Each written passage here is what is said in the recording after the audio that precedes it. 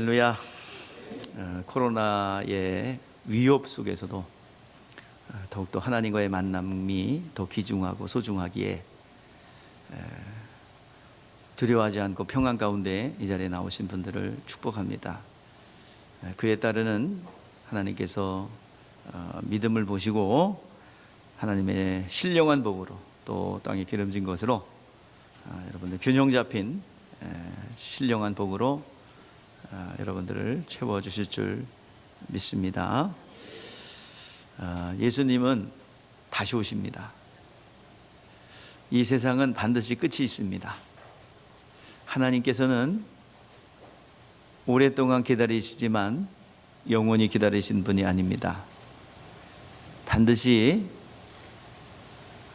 심판의 때가 오고 또 선악간에 행한 대로 받는 날이 옵니다.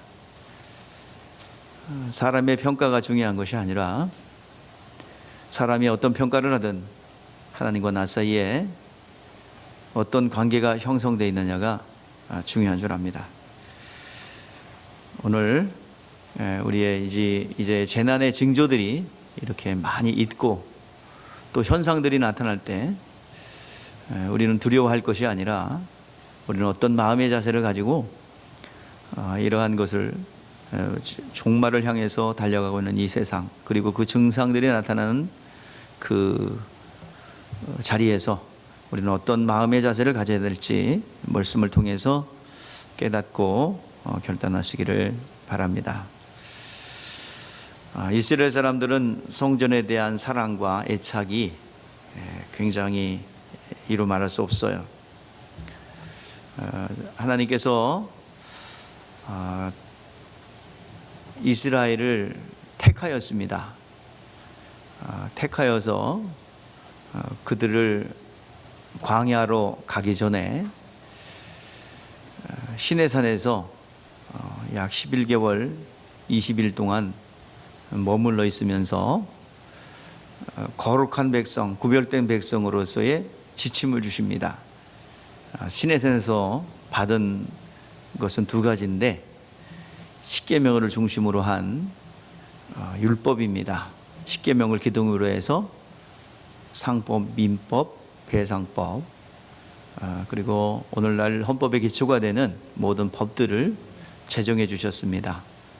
그것이 613가지의 율법으로 이제 그곳에서 확장되었죠.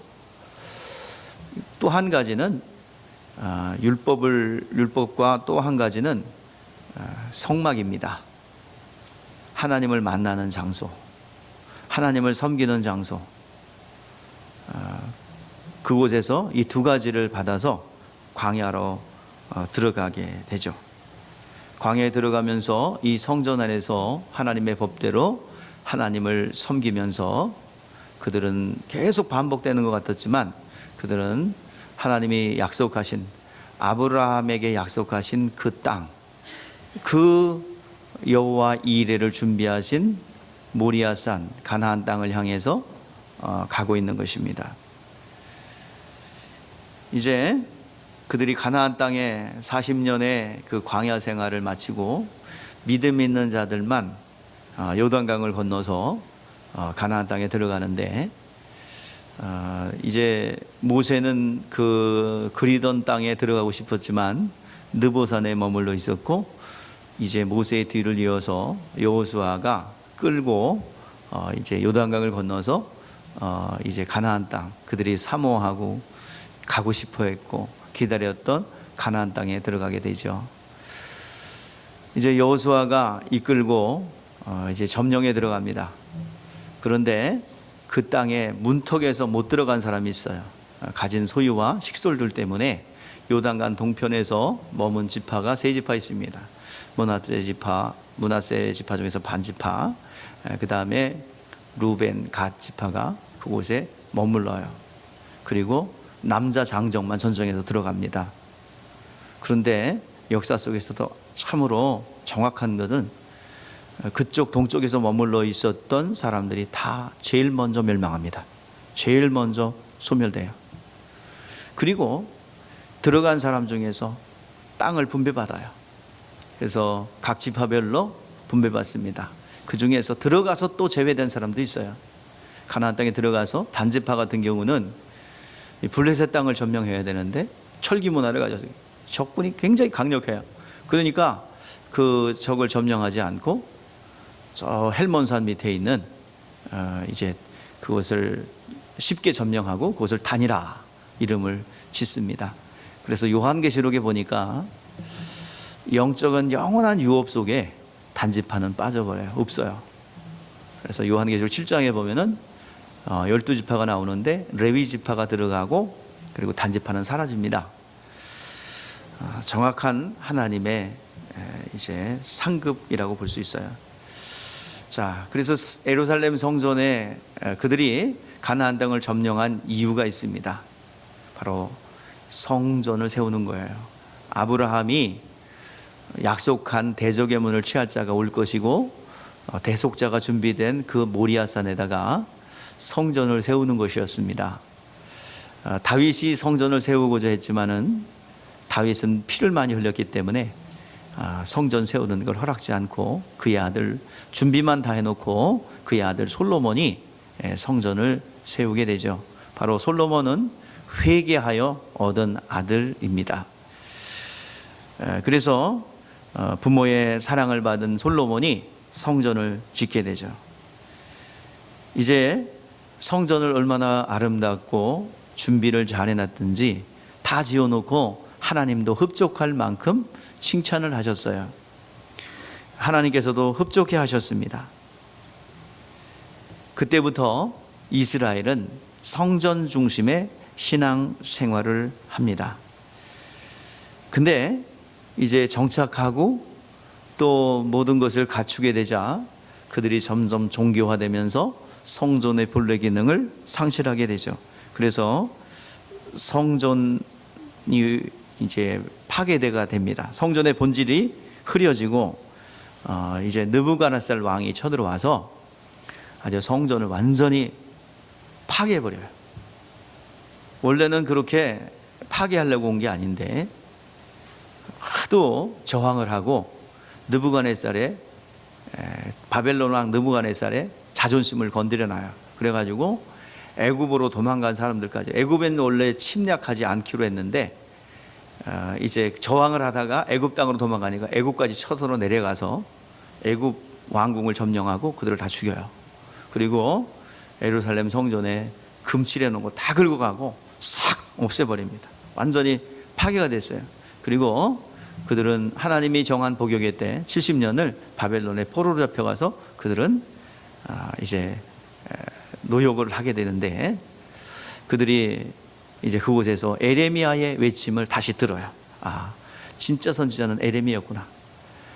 예루살렘에 에레미야의 음성을 듣는 사람은 단 한 사람도 없었지만은 이제 포로로 잡혀가서 어려움이 찾아오자 에레미야의 음성을 듣고 그들이 다시 회개하죠. 50년, 70년의 복역의 때를 마치고 그 한 살에 간 사람은 70살이에요. 그래서 그곳에 태어난 사람들이 대부분입니다. 부모로부터 회개의 신앙과 야훼의 신앙을 이어받은 사람들이 신앙을 지키면서 오매불망 우리는 다시 돌아가야 된다. 예루살렘으로 돌아가야 된다. 구약 때는 여러분 예루살렘을 잘 봐야 돼요. 구약 때면 모여요. 구약 때는 모여. 지금은 모이면 안 돼. 예루살렘으로. 지금은 구약 때는 예루살렘으로 모여라. 6월절이 되면 모여라. 흩어져 있는 각국 사람들아 모여라. 모이는 거지만 지금은 모이는 게 아니에요. 지금 예루살렘 중심으로 흩어져야 됩니다. 자, 그래서 이제 성전을 이제 그들이 1차 기환으로 이제 그들이 귀환을 해서 성전을 재건하는데 그 낙성식 날 그 기쁨의 눈물과 슬픔의 눈물이 교차됩니다. 왜냐하면 솔로몬 성전을 보았던 노인들은 너무나도 하나님의 성전이 지어진 것이 너무 초라해서 슬픔의 눈물을 흘리고 우여곡절 끝에 18년 만에 성전을 지었다라는 기쁨으로 환호의 이제 눈물을 흘리는 사람도 있고 슬픔의 눈물도 흘리는 사람이 있었어요. 너무 성전이 초라하기 때문입니다. 그런데 이제 그 헤롯이라는 대왕이 정권을 잡으면서 그는 그 로마 황제의 분봉왕으로서 정권을 잡아요. 근데 그 후손이 누구냐면 그 에소의 후손이에요. 에돔 사람, 에돔족입니다. 이두메 사람이라고 성경에 나오는데 그것을 정치력으로 이용해서 로마가 잘 통제하기 위해서 아주 감정적으로 첨예한 예리한 대립을 하는 이두메 사람을 분봉왕으로 딱 정해서 파송해버려요. 그러니까 어떻게든지 이 유대인들과 이 반목에서 하나가 되어야 되기 때문에 유대인들을 다시 위로하는 방법이 뭐냐? 성전을 건축하자. 그래가지고 이제 헤롯 안티파스가 시작한 이 성전 건축이 대헤롯, 예수님 당시에 대헤롯이라고 그러는데 헤롯 1세입니다. 헤롯 1세가 때까지 46년 동안 성전이 계속 재건되고 있었어요. 46년 동안 성전을 지었어요. 그러니까 이 증축된 성전이 얼마나 아름다우냐 하면 그냥 각종 미석으로 다 꾸며놨고요. 돌 하나가 제가 그래서 24피트 계산해 봤어요. 돌 하나가 24피트예요. 그러니까 계산해 보니까 30cm 정도 되는 것이 1피트인데 그게 계산해 보니까 약 7.2m더라고요. 돌 하나가 7.2m면 뭐 계산이 있으신 분들은 무게가 얼마 되는지 좀 뭐 아실 거예요. 그러니까 이게 불가사의거든요. 이거 그 시대에 어떻게 이것을 옮겼느냐 할 정도로 굉장히 큰 돌입니다. 그 돌을 어떻게 옮겼느냐. 이렇게 아름답고 웅장하고 크게 지어놓은 이 성전이 무너진다고? 그래서 제자들은 그 예수님의 그 사역 초반기에 그렇게 말씀해요. 이 성전을 헐라 내가 3일 동안 일으키리라. 그 말을 염두에 두고 예수님, 이 성전이 어떻게 될 겁니까? 성전을 지나간 중에 한 사람이, 한 제자가 웅장한 성전을 보고 또 커다란 그 돌로 지어진 것을 보고 이 성전이 어떻게 될 것입니까? 라고 묻는 거예요. 그런데 예수님 뭐라 그래요? 돌 위에 돌 하나 남기지 않고 다 무너질 것이다. 돌 하나 돌 남기지 않고 다 무너질 것이다. 그렇게 웅장하고 튼튼하고 무너뜨리기도 어려운 이 성전이 왜 무너져? 성전을 무너뜨리고 3일 만에 짓겠다고, 46년 동안 지었던 것을 짓겠다고? 그들은 충격이 아닐 수 없어요. 영구히 보존되리라 생각했던, 그리고 헤롯 대왕이 지은 거예요. 근데 그 권력이 지은 거예요. 그걸 무너뜨린다고? 지금 로마의 관계도 너무 좋은데? 이건 도저히 있을 수 없는 일입니다. 우리 예루살렘 성전에 대해서 우리가 역사적 배경을 우리가 잘 알아야 여러분 성전에 대한 이해가 잘 이루어질 줄 압니다. 지금은 예루살렘 성전은 없어요. 지금 예루살렘에 지은 돔 형태의 그 성전은 이슬람 성전입니다. 예전에 그 이슬람하고 그 이스라엘하고 반반씩 이렇게 점령하고 있었어요. 근데 여러분들 6.1 전쟁이라고 들어봤을 거예요. 6.1 전쟁. 모사드가 공군력이 그 이슬람이 훨씬 이슬람 연합군들이 굉장히 강했는데 모사드가 그 아주 첩보 활동을 해가지고 7시부터 8시까지 공군들이 식사하러 교대하러 들어갈 때 그때 저공 비용으로 가서 있는 모든 시리아, 이집트, 레바논에 있는 모든 공군력을 다 박살내버리죠. 그래가지고 6.1 전쟁에서 제공권을 장악하니까 다 이겨버려요. 자, 그래서 6.1 전쟁 때 순식간에 예루살렘을 다 점령해버려요. 그러면 우리 같았으면 어떻게 돼요? 그 이슬람 성전 다 파괴해버리고 이제 다시 본인들이 원하는 성전을 짓지 왜 그렇게 놔두는 거예요. 정치적으로. 왜냐하면 지금 그 6.1 전쟁이 져갖고 이 시리아, 레바논, 이집트, 이란, 이라크 그리고 사우디아라비아 이 사람들이 서로 분리가 되고 서로 다투거든요. 근데 만약에 그들이 성지라고 생각하는 그 돔 형태의 이슬람 사원을 갖다가 파괴해버리면 그들은 하나가 돼요. 하나가 돼서 이스라엘을 공격합니다. 그러면 질 수밖에 없죠. 그래서 그냥 놔두는 거예요.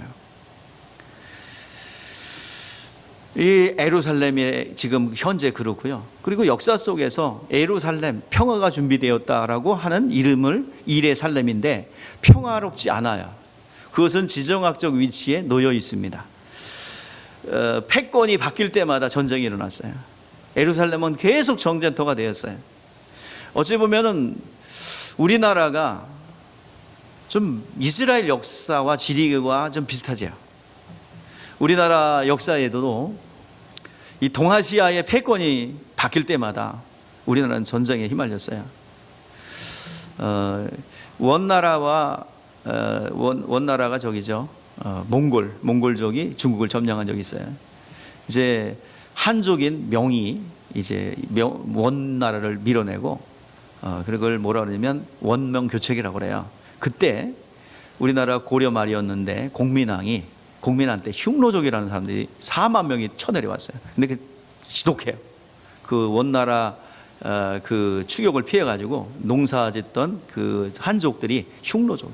근데 쳐들어와가지고 우리나라 공민왕이 저 안동까지 몽진을 하게 되는 아주 비극적인 상황이 보죠. 굉장히 잔인하게 그들이 우리나라 백성들을 유린했어요. 이게 이제 흉노족의 침입이 있었어요. 그리고 우리나라 명청교체가 명나라가 이제 쇠퇴하고 청나라가 이제 드러나죠. 느루아치 만주족 그들이 이제 패권을 잡을 때 우리나라 뭐가 일어났어요? 병자호란. 아주 병자호란 일어났어요. 그 다음에 이 명나라의 패권을 놓고 일본이 굴기할 때 우리나라에 임진왜란이라고 하고요. 그러니까 이 전쟁의 소용돌이에요. 우리나라의 역사하고 이스라엘 역사하고 굉장히 이 패권이 바뀔 때마다 전쟁이 일어났던 게 우리나라의 역사고요. 또 이스라엘 역사도 마찬가지로 그 시대에 아스로, 바벨론, 페르시아, 그리고 로마, 헬라 이 나라가 교체될 때마다 그곳은 지정학적 위치이기 때문에 대륙으로 건너가는 통로이기 때문에 전쟁에 휘말리게 되었습니다. 이것을 뭐라 그러면 지정학적 위치라고 그래요. 그래서 계속 전쟁이 끊이지 않는 것이 예루살렘입니다. 근데 그래서 그 당시에 많은 패권에 있는 나라들은 예루살렘은 정치, 경제 모든 것의 중심지이기 때문에 예루살렘을 점령하는 자가 세계를 패권을 진다. 그때 이스라엘이 완전히 그 지역을 점령했던 때가 언제야? 다윗 때죠. 그때 많은 국가를 점령했어요. 그래서 조공을 받게 되고 그랬는데 아직도 그 예루살렘 왕조를 그들은 기다리고 있죠. 예루살렘 성전은 예수님 오실 때까지 참 성전이었습니다. 근데 예수님께서 성전을 헐라라고 그런 거예요. 우리는 역사적 사건에서 이 예루살렘에 대하여 우리가 잘 기억해야 되고 그래야 성경을 이해할 수가 있습니다. 자, 오늘 여기 성전이 무너질 것이다. 돌 하나 남지 않고 다 무너질 거다라고 얘기한 거는 누구에게? 유대인들에게 얘기한 거 아니라 누구한테 얘기한 거야? 자, 제자들에게 얘기한 거죠. 유대인들은 못 들었어요. 예수님이 이렇게 예언한 것에 대해서 못 들었어요. 자, 오늘날 기독교인들에게 얘기한 것입니다. 기독교인들에게 주신 이 말씀을 우리는 기억해야 됩니다. 자, 주님께서 말씀하시기를 내가 가면 너희에게 성령을 보내주겠다. 이제 성전의 의무는 끝났어요. 그동안 영성의 중심이었고 그들의 신앙의 어떤 중심이 되었던 성전이 성전 대신 예수님께서 오셔서 다 완성되었어요. 기능이 완성되었어요. 이제는 성전이 없어야 됩니다. 성전은 누가 세웠어요? 예루살렘 성전은 누가 세웠어요? 하나님이 세웠죠. 그 성막으로 시작해서 그 모든 식양들을 하나님이 가르쳐 주셨어요. 이제 모든 기능이 끝났기 때문에 하나님께서 이제 멸망을 이제 없애버려야 됩니다. 근데 그리고 나서 예수님께서는 성령을 보내주시겠다 약속하셨습니다. 그래서 성령이 오시면 예루살렘과 사마리아 땅끝까지 이르러 내 증인이 되라고 말씀하고 있습니다. 여러분, 기독교는 이제 예수님께서 오셔서 성령을 보내주신 이후에는 성전으로 모이는 게 아니라 예루살렘 중심으로 어떻게 돼요? 퍼져 나가야 합니다. 이제 모이지 말라는 거예요. 퍼져 나가야 됩니다. 지금 유대교를 믿고 있고 또 지금 이슬람 세력들은 어떻게 자꾸 어디로 모이려고 그래? 예루살렘 자꾸 모이라고 그러죠. 근데 기독교는 반대예요. 예루살렘 중심으로 온 유대와 사마리아, 예루살렘과 온 유대와 사마리아 땅끝까지 이르러 내 증인 되라, 퍼져 나가라 라고 말씀하고 있어요. 그래서 예루살렘을 중심으로 퍼져나가는 것입니다. 부활하셔서 하늘보좌에 가신 다음에 예루살렘에 성령이 임하셨고 그 피가 영혼에 뿌려지고 생명을 가진 자들에게 성령이 임하심으로 그때부터 예루살렘을 중심으로 전 세계로 복음이 전파되는 것입니다. 그러므로 우리 성지순례를 다녀왔지만 진짜 성지는 어디에 있어요? 거기 뭐 신비한 그런 그 장소에 신비함을 부여할 필요는 없어요. 진짜 성지는 어디예요? 예루살렘 성전에서 어디로 왔어요? 중심이, 영성의 중심이 우리 영혼 가운데 왔어요. 하나님이 거하는 하나님의 성전인 것을, 너희가 하나님이 거하는 성전인 것을 알지 못하느냐? 지금은 예루살렘 성전이 아니라 오늘 우리가 성전인 줄 압니다. 우리 안에 예수의 이름으로 성령께서 내주에 계십니다. 이제 진짜 성지는 어디예요? 성지순례 안 갔다 오신 분들 꼭 갈 필요는 없어요. 어디가 성지예요? 우리의 영혼이 성지입니다. 그래서 우리 성지는 우리 영혼 안에 있어요. 우리는 성지는 죽은 땅에 찾아가는 것이 아니라 살아계신 하나님의 거룩한 피와 그의 이름 성령이 우리의 영혼 안에 있습니다. 더 이상 우리는 신비한 어떤 곳에 찾아가서 무슨 순례를 하고 그럴 필요는 없다 이 말이에요. 그냥 여행 삼아서 가는 거지. 무슨 가서 또 지리적으로 가서 보면은 어떻게 성경이 쓰여졌나 그런 도움은 될 수 있어요. 그러나 어떤 장소적인 신비함은 여러분 가질 필요는 없습니다. 우리의 영혼이 성전입니다. 자, 그런데 이렇게 웅장하고 도저히 무너질 것 같지 않은 이 성전을 뭐 한대요? 하나님께서 성전을 헐라라고 그랬고 그 다음에 돌 하나 돌 남기지 않고 다 무너지리라 하셨습니다. 이것은 뭘 얘기하는 거예요? 성전의 실상이신 예수 그리스도가 무너지고 찢어질 것에 대한 얘기죠. 자, 여러분들 성전의 실상 누구야? 예수님이시죠. 예루살렘으로 모리아산으로 갔던 이유가 뭐예요? 성전의 실상이신 예수 그리스도를 만나기 위해서입니다. 구약의 여정은 여러분 광야를 지나고 가나안 땅을 점령하고 다윗성에다가 예루살렘 성을 점령하고 그곳에 성전을 세웠던 것은 성전의 실상이신 누굴 만나러 가는 거예요? 예수님 만나러 가는 거예요. 그 여정입니다. 그래서 유다는 어디까지? 예루살렘에다가 이스라엘은 어디까지? 이스라엘의 사명은 뭐예요? 유다를 갖다가 어디다 놓는 거야? 예루살렘에 탁 놓는 거예요. 그리고 유다의 사명은 예수님이 오실 길을 예루살렘에서 성전을 지키면서 성전의 실상이신 예수 그리스도가 오시고, 그리고 유다의 사명은 그 예수를 어떻게 해요? 죽이는 것까지. 그게 유다의 사명입니다. 모든 것이 예수 그리스도로 연결된 거예요. 자, 그래서 성전의 실상인 자신의 육체가 그렇게 찢겨져서 많은 사람들에 나눠질 것에 대한 예언입니다. 더 나아가서 기독교의 영적 사역이 그와 같이 찢겨지고 뜯어질 것이에요. 우리가 떡을 떼죠. 떡은 와서 덩어리에서 어떻게 돼? 찢어지잖아요. 그거와 같이 우리도 그렇게 사역이 전개될 것에 대해서 예수님이 예언한 거예요. 이제는 성전 중심이 아니라 우리가 성전이 되어서 우리 안에 있는 생명의 떡과 포도주를 나눠주는 것입니다. 이것을 기념하는 거예요. 내 안에 예수의 생명이 있습니다. 우리 안에 예수의 피가 있습니다. 영생이 있습니다. 이것을 나누어 줘서 우리 영혼들을 살려내는 그 일을 감당하는 것입니다.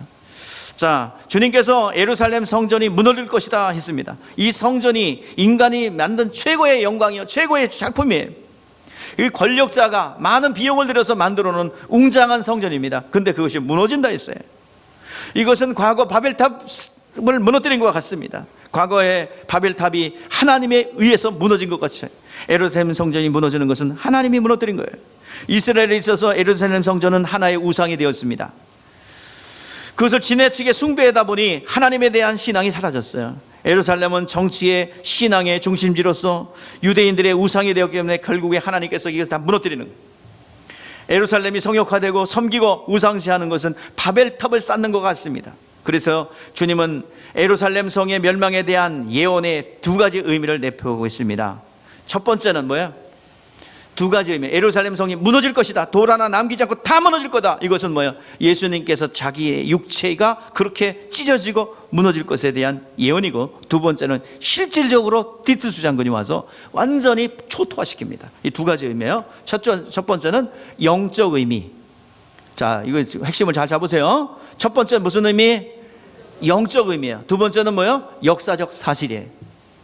그래서 영적 의미는 뭐예요? 예수님이 다 찢어지고 부서지고 무너져 갖고 그것을 다른 사람의 생명으로 나눠줄 것에 대한 예언일 뿐만 아니라 기독교회가 어떻게 사역해야 되는지를 보여주는 예언이라고 할 수 있습니다. 자, 두 가지예요. 무슨 의미?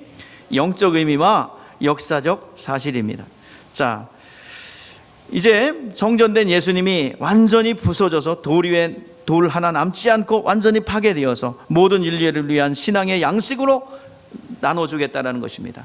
자, 예수님께서 십자가에 달리기 전에 당신의 몸이 찢겨져서 모두에게 줄 수 있는 것입니다. 주님의 영생의 말씀은 영원히 듣게 됩니다. 모이면 예배하고 또 은혜 받은 사람이 흩어지면 이제 전도하는 것이 이것이 기독교 신앙의 기초입니다.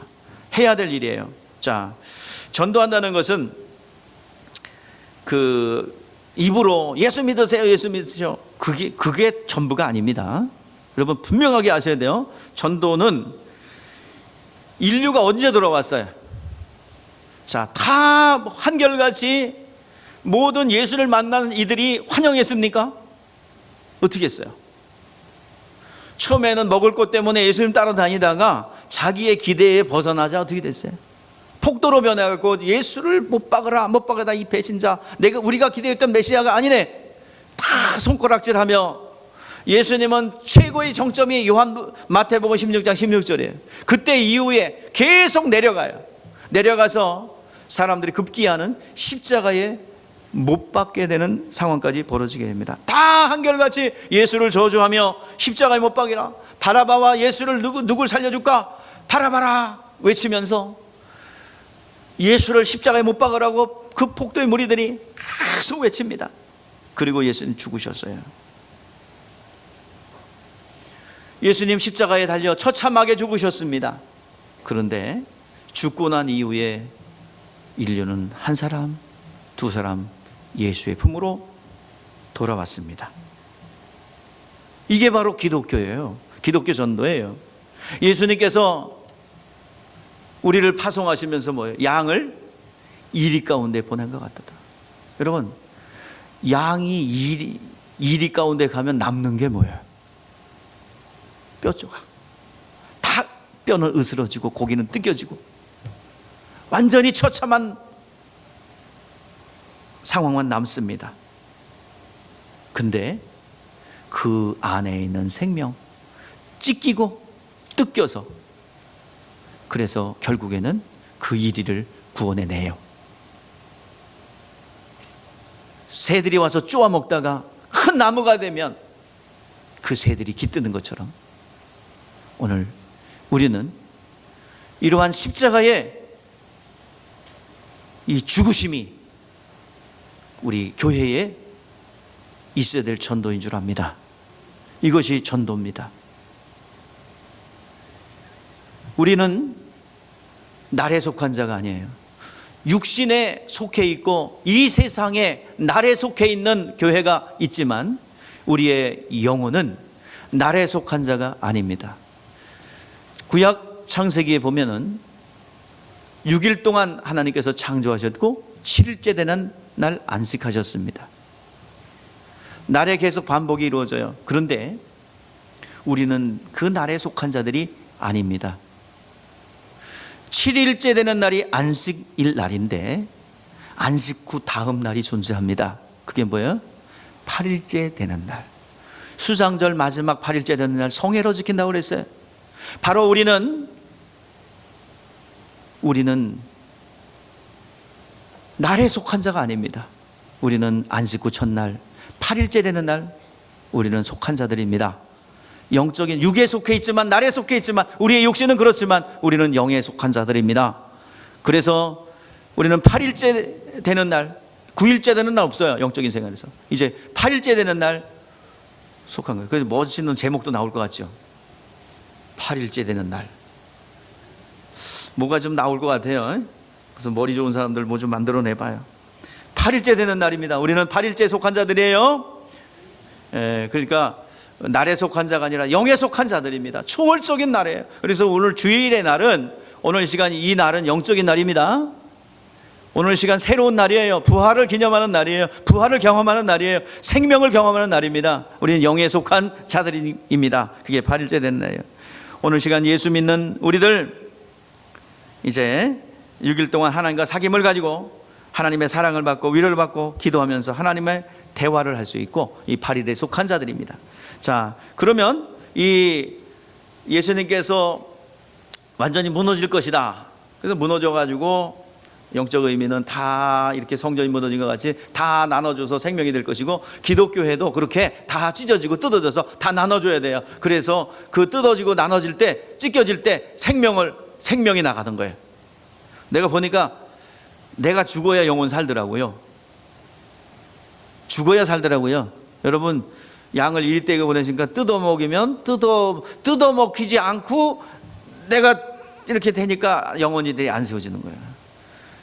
질겅질겅 씹으면 씹혀야 됩니다.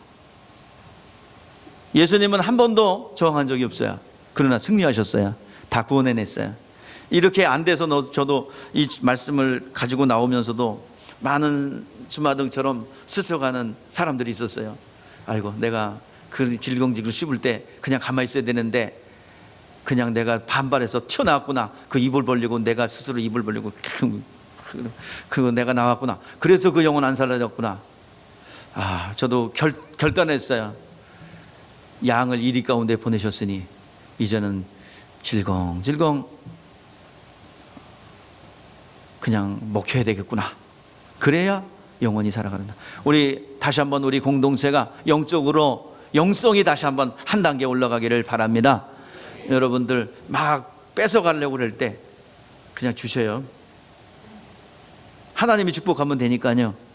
어느 단계에서는 넘은 적도 있는데 못 넘은 적이 있어서 하나님은 100% 원합니다. 1% 때문에 급체에 걸리셨어요. 그래서 영혼들이 덜 세워지는 것 같습니다. 오늘 시간 다시 한번 우리 교회가 영적으로 성장하기 위해서는 예수님의 그 영성을 가져야 될 줄 믿습니다.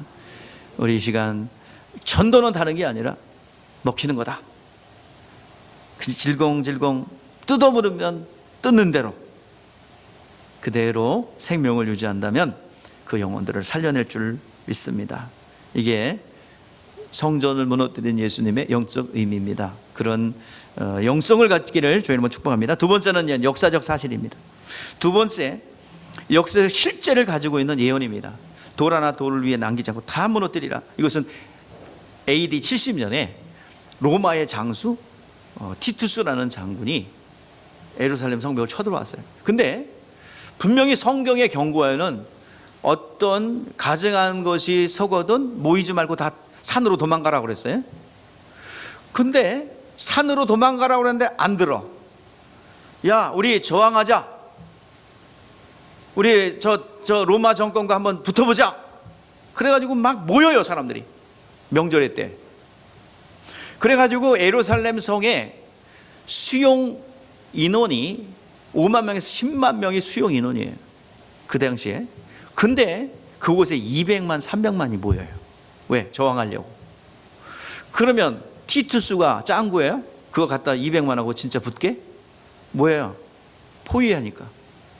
포위하면 어떻게 돼? 모자라는 게 뭐야?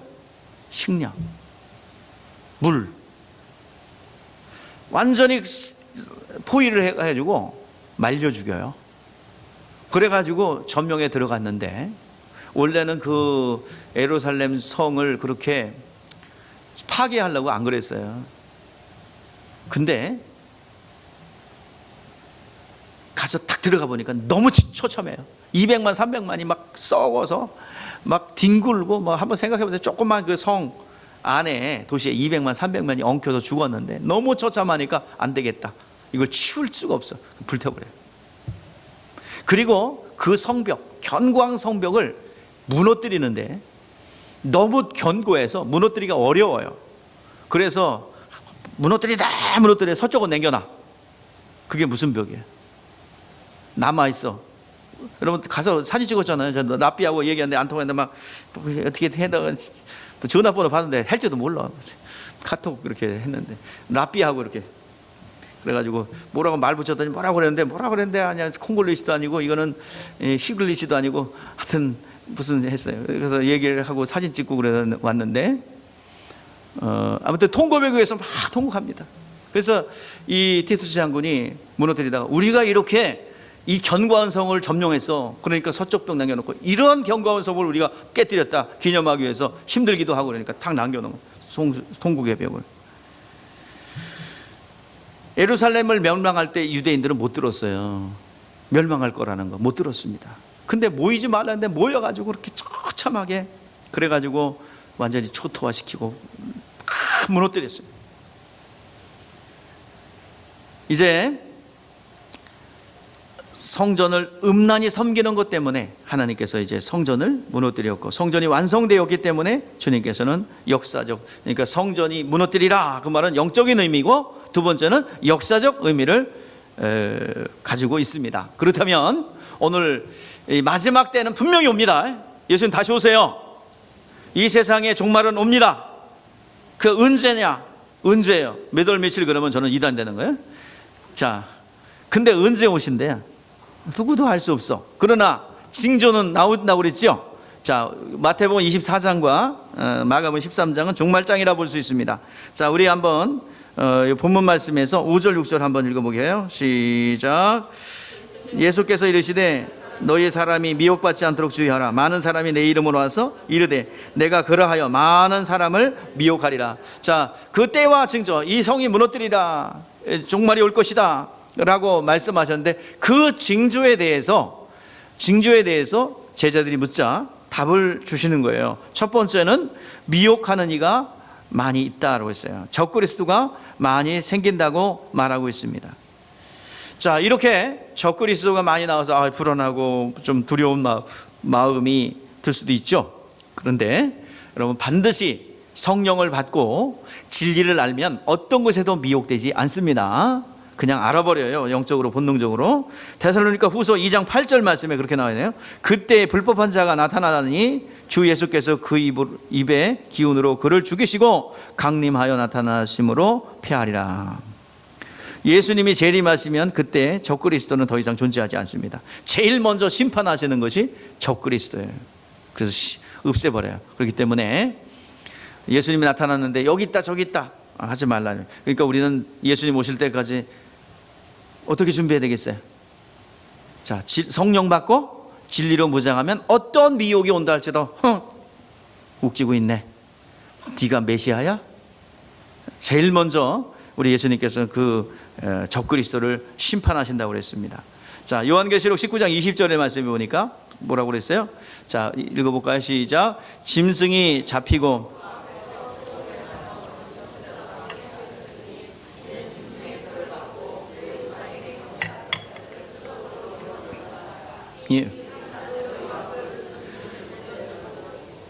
예, 제일 먼저 예수님 오셔가지고 뭐부터? 예? 그러니까 내가 그리스도다 그런 사람이 두 사람 이상이면 어떤 거야? 내가 그리스도다 그러고 두 사람 이상 나타나면 그건 둘 다 가짜야. 그리스도라 그러면 누구만 있어야 돼? 한 분만 계셔야 돼. 근데 우리나라에 그리스도라는 자들이 상당히 많아요. 제메스, 또 누구 누구 그 하여튼 신천지에 누구 이만 뭐 이렇게 또 많죠. 예? 자기가 메시아라고.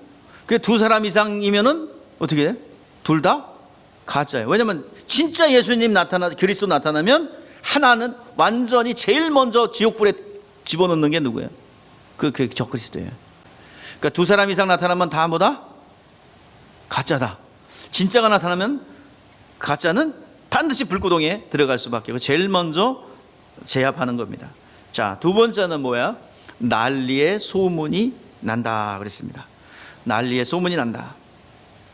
심리학 심리적으로 불안을 주는 거예요. 지금도 곳곳에서 전쟁의 소식이 우리나라와 상관없기 때문에 그런가 보다 하지 곳곳에서 난리의 소문은 계속 들리고 있습니다. 우리와 상관없기 때문에 그런가 보다 하고 있지. 또 우리나라도 전쟁에 휘말리면 어떻게 되겠어요? 다른 데서 전쟁이 났나 보다. 저 대한민국에 전쟁이 났대더라. 그러지 뭐 무섭다 그러나요?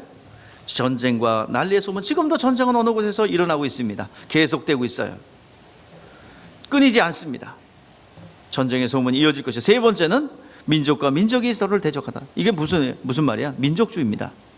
그러니까 이 민족주의, 우리 민족만 잘 살면 된다라는 민족주의가 팽배할 것이다라고 말하고 있습니다. 자, 그러면 종말의 때가 지금 구체적으로 여러 가지 얘기는 할 수 없지만 다음 시간에 더 구체적으로 얘기할 거예요. 자, 그리고 또 다른 징조는 처처의 기근과 지진이 일어난다. 자연재해, 이상적 자연재해가 일어날 것이다. 마지막 때가 다가오면 그렇게 된다라고 말하고 있습니다. 그런데 이 종말의 징조들이 이게 볼 때에 12시라고 정한다면 우리 학자들은 11시 50분까지 왔다, 또 55분까지 왔다 라고 이야기합니다. 거기서 날짜 얘기하면 큰일 나는 거고요. 하여튼 12시가 종말이라고 한다면 11시 50분까지는 왔다, 그렇게들 많이 얘기하더라고요. 이런 징조들을 볼 때 그렇다 이 말이에요.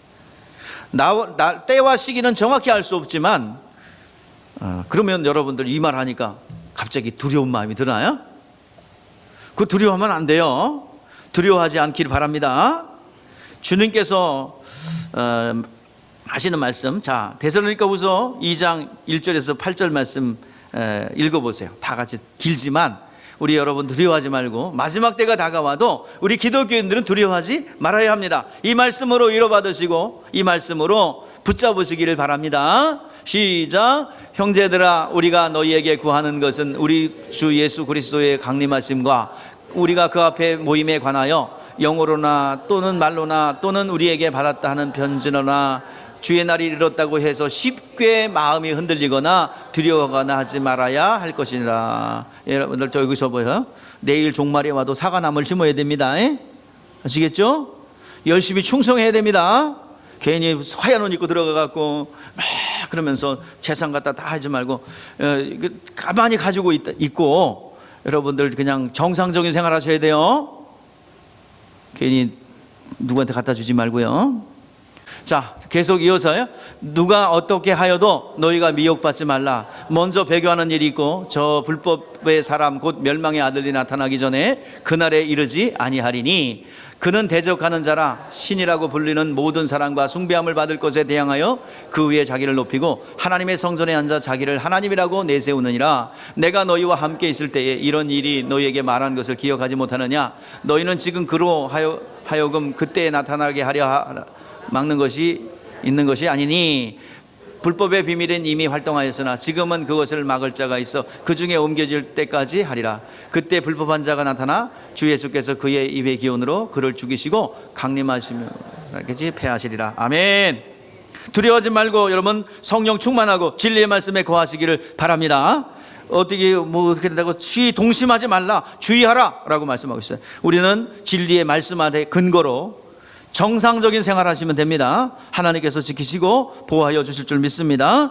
또 데살로니가전서 4장 13절에서 18절 말씀 또 읽을게요. 자, 시작. 형제들아, 자는 자들에 관하여는 너희가 알지 못함을 우리가 원하지 않으니 이는 소망 없는 다른 이와 같이 슬퍼하지 않게 하려 함이라. 우리가 예수께서 죽으셨다가 다시 살아나심을 믿을진데 이와 같이 예수 안에서 자는 자들 하나님이 그와 함께 데리고 오시리라. 우리가 주의 말씀으로 너희에게 이것을 말하노니 주께서 강림하실 때까지 우리 살아남은 자도 자는 자보다 결코 앞서지 못하리라. 주께서 호령과 천사장의 소리와 하나님의 나팔 소리로 천히 하늘로부터 강림하시리니 그리스도 안에서 죽은 자들이 먼저 일어나고 그 후에 우리 살아남은 자들도 그들과 함께 구름 속으로 올려 공중에서 주를 영접하게 하리니 그리하여 우리가 항상 주와 함께 있으리라.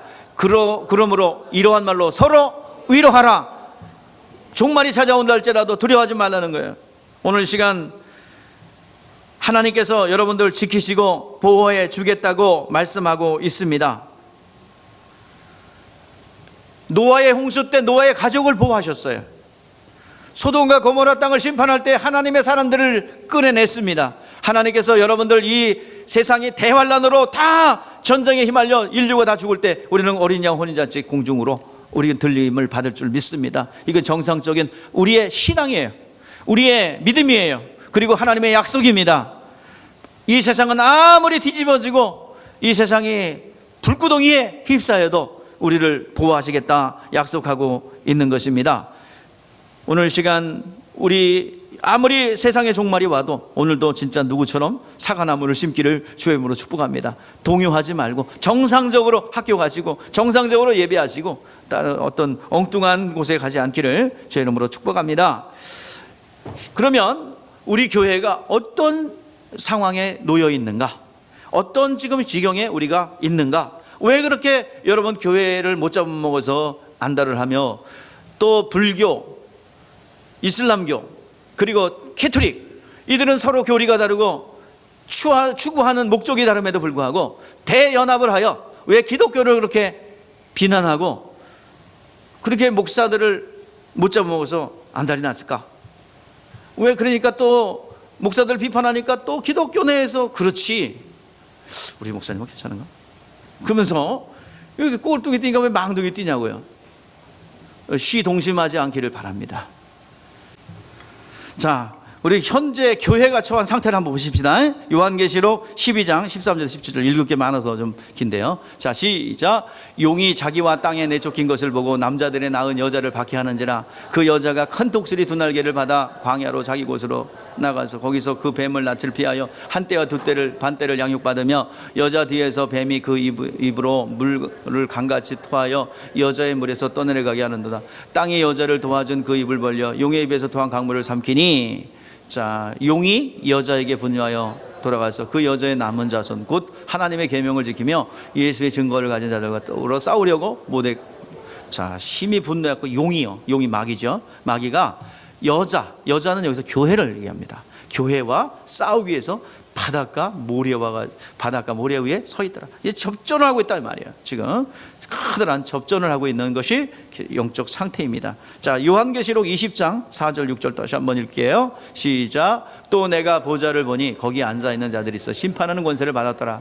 또 내가 보니 예수를 증언함과 하나님의 말씀 때문에 목배임 당한 자들이 영혼들과 또 짐승과 및 우상에 경배하지 아니한 자들, 그 이마의 손에 표를 받지 아니한 자들이 살아서 그리스도와 더불어 1000년 동안 완전하니 그 나머지 죽은 자들은 그 1000년이 차기까지 살지 못하니라. 이는 첫째 부활이라. 이 첫째 부활에 참여하는 자는 복이 있고 거룩하도다. 둘째 사망이 그들을 다스리는 권세가 없고 도리어 그들의 하나님과 그리스도의 제사장이 되어 1000년 동안 그리스도와 더불어 왕노릇하리로다. 아멘. 자, 여기서 첫 번째 부활에 참여할 자를 기록하고 있습니다. 자, 여기서 목배임 받은 자라고 했어요. 그리스도의 복음을 해서. 그러면 복음을 전하다 꼭 목이 베어져야 첫 번째 부활에 참여한다는 얘기입니까? 아니죠. 오늘날 여러분 이러한 그런 순교의 정신을 교회는 가지고 있어야 된다. 지금 죽이려고 덤벼들고 있지만 우리는 그리스도의 모습을 가지고 있어야 됩니다. 자, 예수님께서 이 땅에 사는 동안에 보여주신 마지막 모습이 어떤 모습입니까? 자, 예수님의 마지막 모습이 어떤 모습이에요? 십자가에 피 흘려 죽으신 모습을 마지막 남겨놓고 가셨어요. 그리고 그렇게 죽었어야 뭐가 일어나요? 부활의 능력과 부활의 능력 이후에 생명의 역사가 일어나는 거예요. 그러면 이렇게 어려운 이 때에 우리 주님께서 무슨 계명을 갖고 왔어요? 죽을 계명과 살 계명을 가지고 오셔서 모든 것을 완성하셨습니다. 순종함으로 완성하셨어요. 우리 기독교의 모습은 어떤 모습이어야 됩니까? 그리스도의 십자가에 달리신 이 모습이 우리 가운데 있어야 될 줄 믿습니다. 그것만이 영혼들을 살려낼 수 있고 그것만이 오늘 시간 양을 이리 가운데 보낸 주님의 그 음성이 우리 가운데 있어야 될 줄 믿습니다. 우리 세상으로 나가십시다. 왜 나가야 됩니까? 질겅질겅 씹히기 위해서 나가는 것입니다. 결국에는 우리 안에 생명이 있기에 그 이리떼들이 변하여 순한 양으로 변화될 줄 믿습니다. 어린이가 손 놓고 장난쳐도 물지 않는 그 나라가 오기를 위해서 우리가 기도하며 달려가야 될 줄 믿습니다. 그리스도의 십자가의 희생의 모습이 교회 가운데 있어야 될 줄 믿습니다. 우리 오늘 마지막 결론이에요. 우리 기도하겠습니다.